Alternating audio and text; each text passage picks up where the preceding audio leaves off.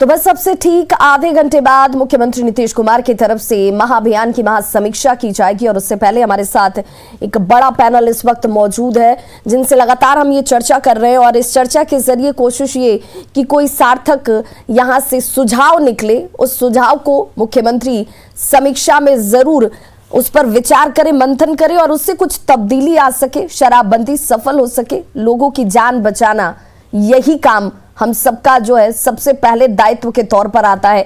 हम एक नागरिक के तौर पर भी सोचे, एक प्रबुद्ध के तौर पर भी सोचे, तो हम सबकी जिम्मेदारी बनती है कि लोगों की जान बच सके, उसमें हम कैसे और किस रूप में योगदान कर सकें।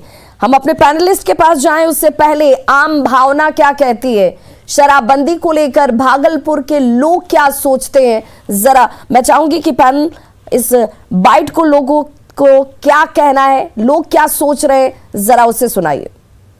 जो माहौल है शराबबंदी सिर्फ नाम का है। सरकार ने जो भी योजना, जो भी नियम कानून बनाए, लेकिन उस पर खरा कोई नहीं उतर रहा है। हर जगह शराब बिकता ही है, लोग पीता ही है। ना ये तो देखिए बहुत अच्छी बात है, बंदी तो है, लेकिन क्या है कि पहले जितने लोग ड्रिंक करते थे आज के दिन बहुत कम लोग ड्रिंक करते हैं और ये अच्छी बात है। पहले से बहुत अच्छा है माहौल और बहुत सुधार है। समाज को सुधारने का मात्र एक रास्ता है शराबबंदी और इसको अच्छे से अच्छे तरीके से लागू किया जाए और जो लोग इसको विरोध करते हैं उनको सजा दी जाए। अच्छा कदम है, इससे बहुत लोगों को फ़ायदा है, हर तरीके से फ़ायदा है। शराबबंदी होना बहुत ज़रूरी है, इससे हर परिवार को सहूलियत मिलती है। तो आम जनता जिनकी बात हम और आप हम सभी करते हैं वो ये मानती है कि शराबबंदी कानून को लागू किया जाना बेहद जरूरी था, जिसे लागू किया गया। अब इसको सफल बनाने को लेकर के कोशिश करने की जरूरत है। सुबोध मेहता जी, मैं आपसे दो सुझाव, आज देखिए राजनीतिक चर्चा परिचर्चा नहीं, आज सिर्फ मैं ये जानना चाहती हूँ कि अगर आपको लगता है कि इन दो वजहों की वजह से ये शराबबंदी कानून जो है वो फेल होती हुई नजर आती है, ये अगर हो जाते तो शायद ये सफल हो जाता, जिसे आपने भी समर्थन दिया था, वो दो सुझाव क्या होने चाहिए? देखिए, पहले तो मैं ये बोलना चाह रहा हूँ, तो जो बाइट आपने दिखाया था और जो गांगुली जी ने अभी बताया हमें कि देखिए 2016 में ये शराबबंदी लागू हुई। 2016 में आप देखिएगा कि नेशनल फैमिली हेल्थ सर्वे है जो करवाती है भारत सरकार, उसमें बिहार में लगभग जो है 13% लोग शराब का सेवन करते थे और 2020 दिसंबर का नेशनल फैमिली हेल्थ सर्वे देखिए तो उसमें जो है 15.5% लोग बिहार के सेवन करते हैं, जबकि राष्ट्रीय औसत जो है शराब का सेवन का वो 11% है। तो लगातार पिछले 4 सालों में शराब का सेवन बिहार में बढ़ा है और ये शराब का सेवन जब बढ़ गया है और बॉर्डर से शराब यहाँ आ रही है और नेशनल सैंपल सर्वे का रिपोर्ट आप देखिएगा तो लगभग एक हफ्ता में 300। इसीलिए मैं कह रही हूँ, आप बताइए कि क्या किया जाए, क्या किया जाए जिससे ये शराब का सेवन कम हो सके, ये बिहार के बॉर्डर एरिया से बिहार में शराब आनी रुक सके, क्या किया जाए? इसमें जो है सोच में बदलाव करने की जरूरत है बिहार सरकार को।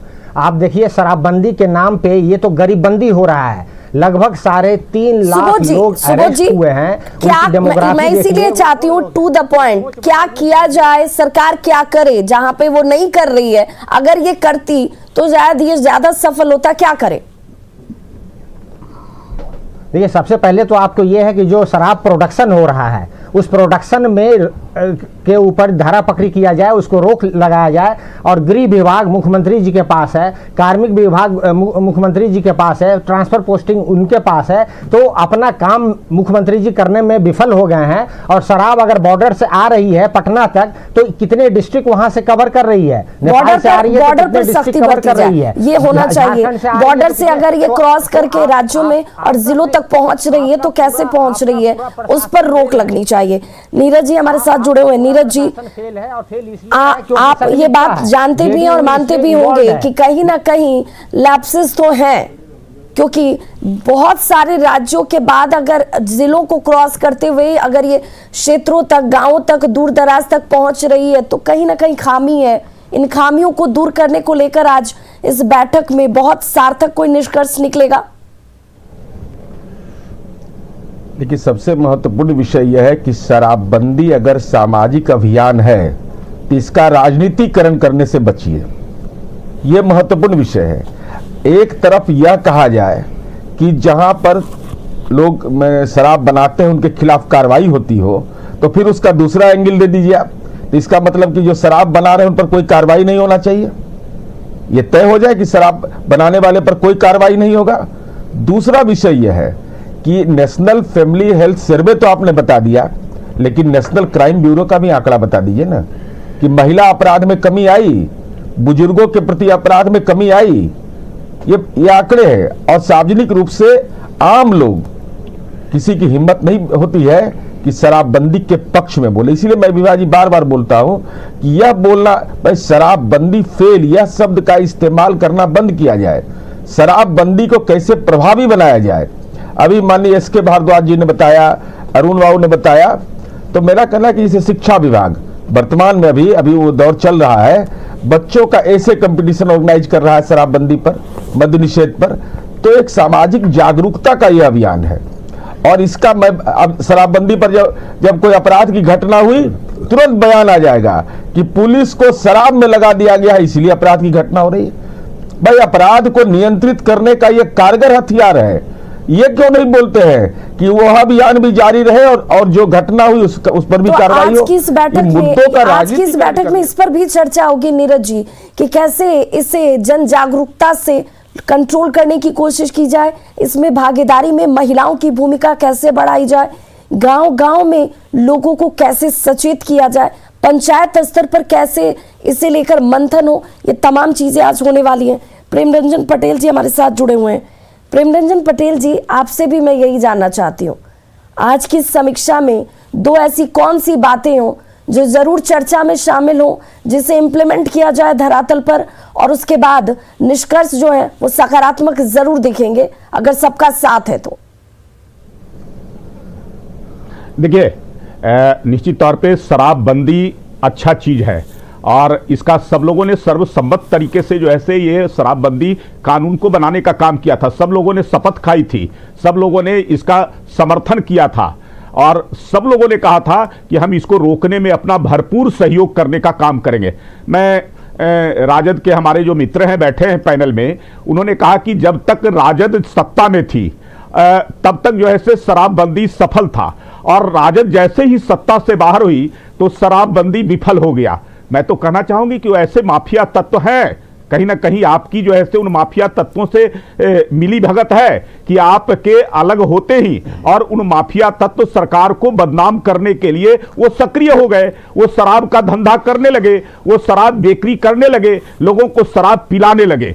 मैं कह रहा हूं कि प्रशासन के लोग भी सक्रिय हैं इस दिशा में। अब तक लगभग 3 लाख से अधिक मुकदमे हो चुके हैं शराबबंदी कानून के खिलाफ, तोड़ने के खिलाफ। पटेल साहब, क्या किया जाए? चूंकि अब क्या हो रहा था, क्या हो सकता है, इस पर बातचीत नहीं, हम आज क्या करें जिससे शराबबंदी बेहतर तरीके से ग्राउंड पर दिखे? हाँ, शराबबंदी कानून लागू है लेकिन उसके बावजूद शराब की बिक्री हो रही है, पीने वाले लोग पी रहे हैं। तो पीने वाले के लिए जागरूकता अभियान है। अभी सब लोगों ने कहा कि शिक्षा विभाग से लेकर करके सभी लोग, जितने जो है सामाजिक संगठन है, वो सब मिलकर करके लोगों को जागरूक करें कि ये पीना उचित नहीं है, इसका नुकसान जो है आपका और आपके परिवार का, आपके स्वास्थ्य के सब चीज का नुकसान होता है, इसलिए पीना बंद करें। आपकी मौतें भी जहरीली शराब से हो रही है। दूसरा बात कि शराबबंदी कानून लागू होने के बावजूद, इतनी प्रशासन की सक्रियता के बावजूद शराब की बिक्री हो रही है, शराब पकड़े जा रहे हैं। लगभग 55 लाख देसी शराब, 100 लाख लीटर से अधिक जो ऐसे विदेशी तभी तो सवाल उठ रहे हैं ना प्रेमरंजन साहब, तभी तो सवाल उठ रहे हैं कि कैसा इम्प्लीमेंटेशन है, कैसी सिस्टम काम करती है कि अगर आपने कानून बनाया, सब कुछ ठीक से इम्प्लीमेंट भी कर रहे हैं, तो फिर ये पहुंच कैसे रही है? कुंतल कृष्ण जी हमारे साथ जुड़े हुए कांग्रेस नेता। कुंतल कृष्ण जी, आज की बैठक में क्या करें मुख्यमंत्री नीतीश कुमार? आज की बैठक में अधिकारियों को क्या निर्देश दिया जाए, क्या तब्दीली लाई जाए जिससे शराबबंदी जो है वो सफल हो? विभा जी, एक बहुत इंपॉर्टेंट बात हम लोग मिस कर रहे हैं। मैंने शुरू में ही कहा कि आज मैं पॉलिटिकली करेक्ट होने के लिए नहीं आया हूं। आज की समीक्षा बैठक अगर सरकार सही में 5 साल बाद समीक्षा कर रही है तो आज की समीक्षा सिर्फ इस बात पे होनी चाहिए कि 2016 में जब 2.5 करोड़ लीटर शराब बिहार सरकार बेचती थी और आज हर महीने 2.5 करोड़ से ज्यादा लीटर शराब बिहार में खपत हो रही है, तो ऐसा क्यों हो रहा है? क्या वर्तमान पॉलिसी प्योर शुद्ध रूप से अव्यवहारिक और असफल है?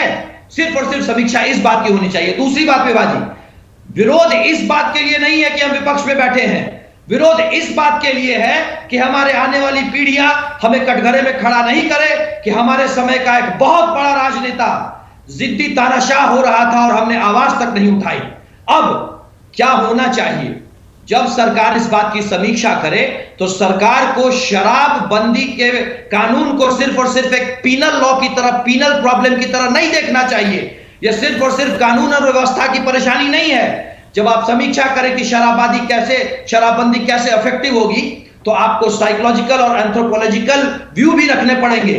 सरकार से मैं जानना चाहता हूं कि शराबबंदी के बाद युवाओं को इंगेज करने के लिए कितने खेल के मैदान आपने बनाए, कितने पुस्तकालय बनाए?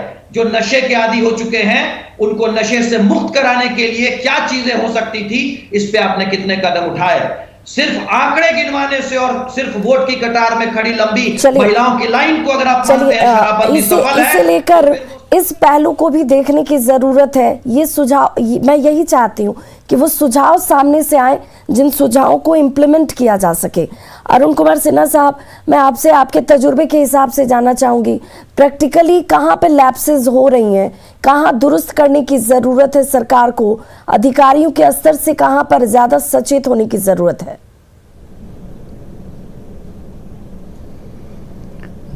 अधिकारियों को तो सचेत होने की ज़रूरत है, काफ़ी अधिक सचेत होने की ज़रूरत है। और अधिकारियों का कर्तव्य तो बहुत बढ़ गया है, उनका कर्तव्य बोझ काफ़ी बढ़ा हुआ है और इस बोझ को तो सब लोगों को समझना ही पड़ेगा।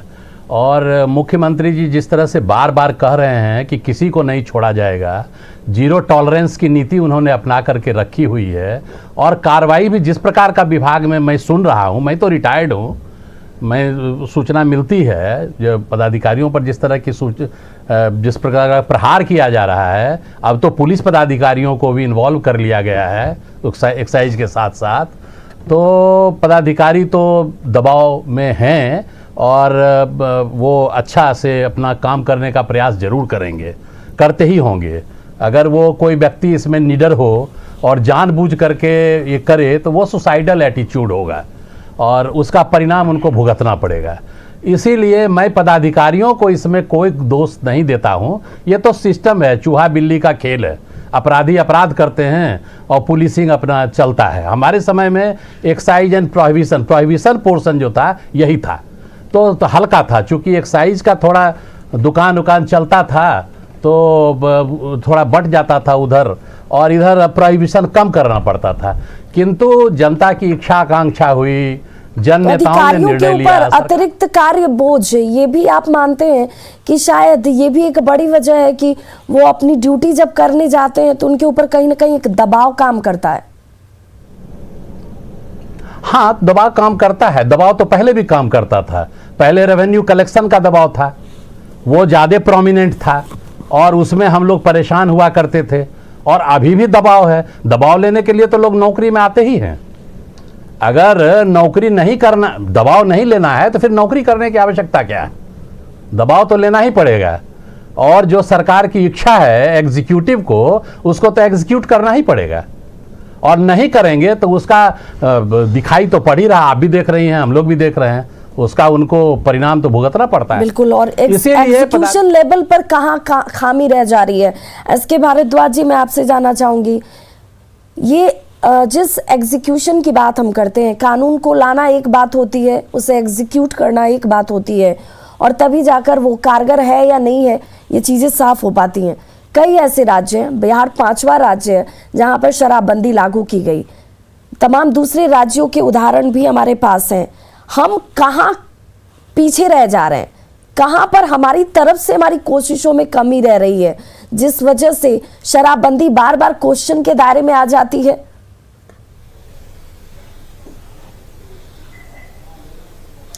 देखिए, अगर हम सोर्स को रोक दें, जहां शराब बन रहा है उसको रोक दें, तो उसके लिए क्या होगा कि हमको आइडेंटिफाई करने पड़ेंगे। एक थानों के अंदर जनरल चौकीदारी परेड होती है सप्ताह में एक बार। तो अगर ईमानदारी से सभी थाना प्रभारी अपने यहां आइडेंटिफाई कर लें जनरल चौकीदारी परेड पर कि कहां कहां पर ये शराब बन रही है नाजायज रूप से, और उसके बाद में उन लोगों की सूची बना लें कि जो लोग आदतन अल्कोहलिक हैं उनकी सूची का फिर सत्यापन भी हो, और फिर उसके बाद में ऐसे लोगों को जो नशा मुक्ति केंद्र है उसमें डाला जाए, उनका इलाज किया जाए। क्योंकि एक आदमी अगर शराब पीता है, उसको कोई पीते हुए देखता है, तो दूसरे आदमी का भी मन करता है कि हम शराब पिए। तो इसलिए मैं समझता हूं कि नशा मुक्ति केंद्र अधिक से अधिक खोले जाने चाहिए, और जनरल चौकीदारी परेड पर बिल्कुल आइडेंटिफाई किए जाने चाहिए वो इलाके जहां पर शराब बन रही है, उनको नष्ट किया जाना चाहिए, उन पर कार्रवाई कठोर होनी चाहिए। और जो थाना है उसको सेक्टर में बांटा जाना चाहिए, शहरी थाना को, और जो गांव के थाना है उनको पंचायत लेवल पर जो पुलिस के पदाधिकारी उनकी जवाबदेही। बात आप कर रहे हैं इसके भारद्वाज साहब, ये पंचायत लेवल पर कितना इफेक्टिव तरीके से काम हो इस पर जोर देने की जरूरत है। वरना गांगुली जी, मैं आपके एक्सपीरियंस से भी जानना चाहती हूँ, दो ऐसे कौन से काम हो जो आज की समीक्षा में मुख्यमंत्री इस पर भी चर्चा करें, शराबबंदी को सफल बनाने को लेकर? जी, मैं अंत का सवाल सुन नहीं पाई, थोड़ा वॉइस क्लियर नहीं था। वरना गांगुली जी, मैं आपसे आपके एक्सपीरियंस के हिसाब से आपके सुझाव को जानना चाहती हूँ, जिसको इम्प्लीमेंट करने के साथ शराबबंदी जो है वो ज्यादा इफेक्टिव दिखेगी, शराबबंदी कानून जो है वो सफल दिखेगा। आज मुख्यमंत्री उस पर भी समीक्षा करें, उस पर भी चर्चा करें।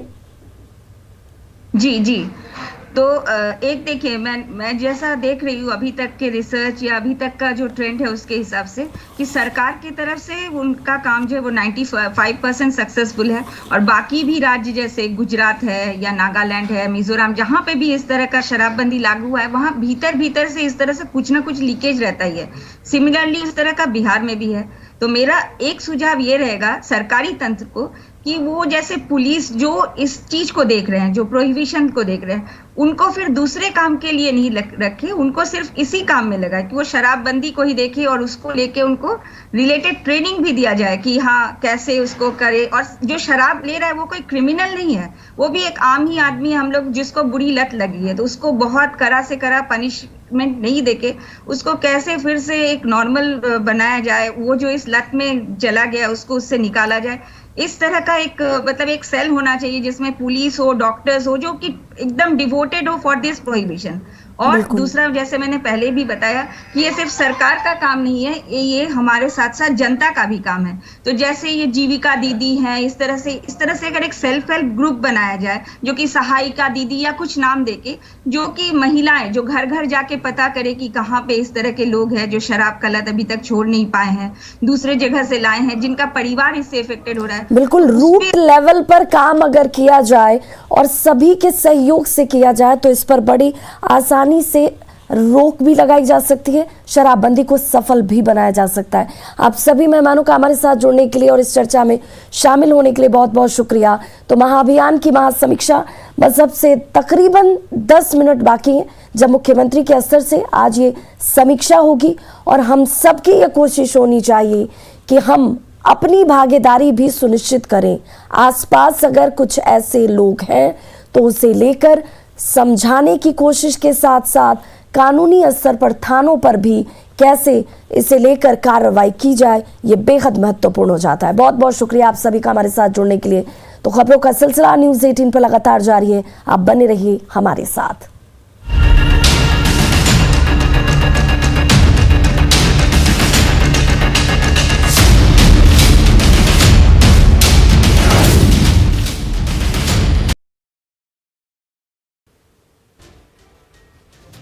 प्रधानमंत्री नरेंद्र मोदी ने